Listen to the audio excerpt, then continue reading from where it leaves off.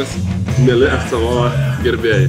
Šiandien FC Lvovo studiją perkeliame į Saquarema Rio de Janeiro. Šios dienos laidoje matysite rungtynių su Trakų komanda apžvalgą.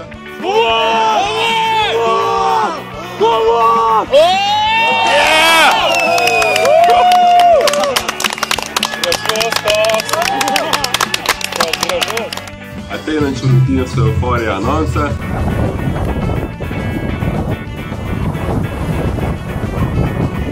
Kartu rubrikėlę pakeis Sabrinos Salernos klipas Boys, Boys, Boys.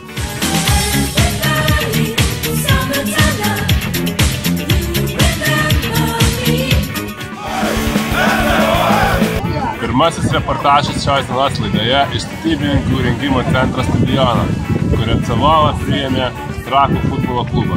Nors SFL ir žadėjo lengvą Trakų futbolo klubo pergalę, tačiau pankai griežtai su tuo neatsitiko ir tik paskutinėmis minutėmis patys pakišę savo koją išleido pergalę iš savo rankų. Galutinis rezultatas 2-3 ir apmaudi FC Lvovas.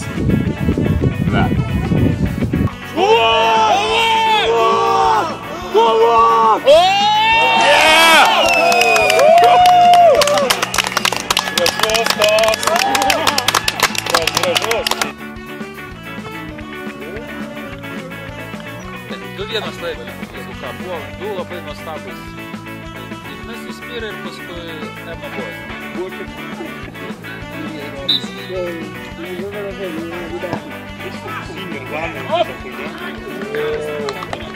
Aš girdėjau, kad kalė per būčius. Ar vaidino ar ne, ar skaudėjo, čia kitas klausimas.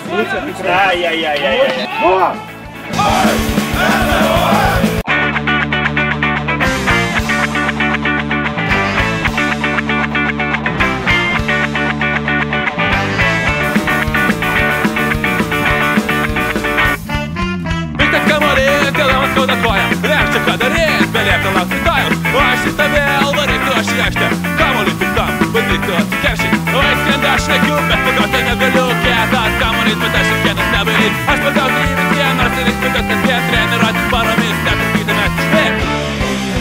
Treniruotis, kad laimės!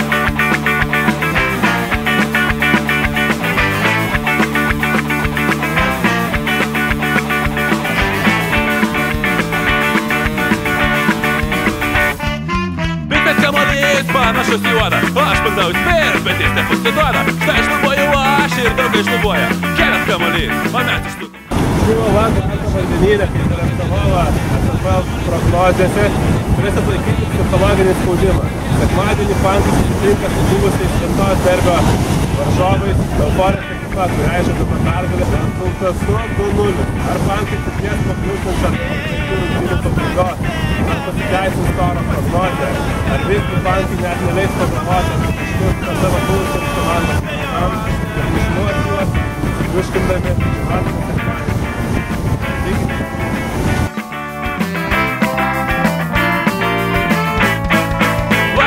Aš negiu ir pagauti jį galiu, kietas kamuolys, bet aš ir kietas nevaryt. Aš jį pagavau vis vienas, reikėjo bet kasdien treniruotis paromis, netrukdyti mes išbėg.